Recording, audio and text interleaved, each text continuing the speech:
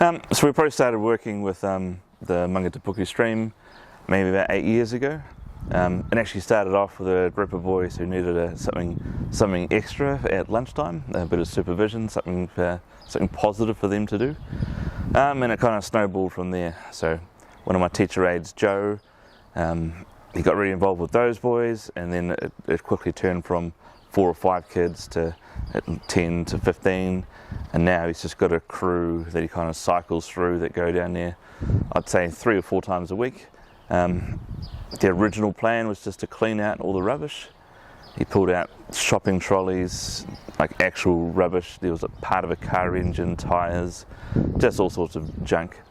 So that was the first part. It was all choked with weeds, cleared all that out. They built a little weir to sort of start to move the silt on. From there, the wildlife started to come back. So at first there might have been 1 or 2 tuna, and now it's teeming. So the kids love going down there. They always bring little bits of food, feed the eels. Just become more about enjoying it now because they've done all the hard work to kind of bring it back to life.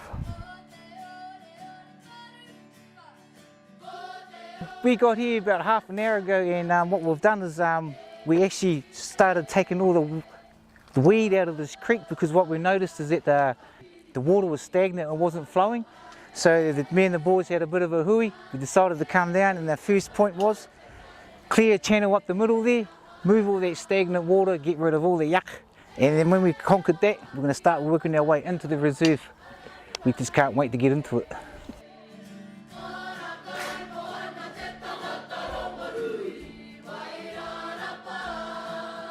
We can get these kids to be Kaitiaki of our creeks.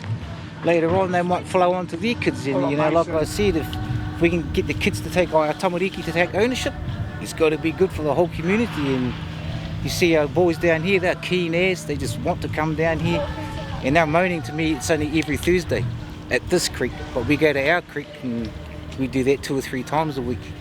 The way that we've just cleaned it, Joe and Mr. Blue just seen an eel.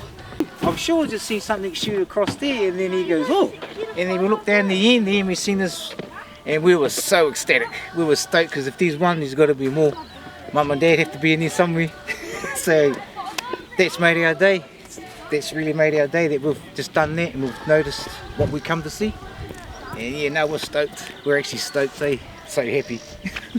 You know, my boys are so stoked, eh? I'm probably more happy than they are, because I'm the biggest kid here. So yeah, now I've got to take this rebel back to school now. I guess here at this school, the environment's important, but also that idea of giving back to our community. So we want our kids to leave here knowing that that's natural and normal, and doing something for someone else is something that they shouldn't just aspire to do that. It should just be something that we do. And it's good for kids' learning and concentration if they can be connected to nature. But I think kids, they just love getting their hands and feet dirty. You give them a chance to plant a tree or go do something in the waterways, they're into it because they just love doing that kind of thing. It's just natural and a part of who children are. So this is something we want to keep alive. As our 5-year-olds come in, give them a chance to splash in water, they'll do it. I want the same thing for my year 6s as they leave us.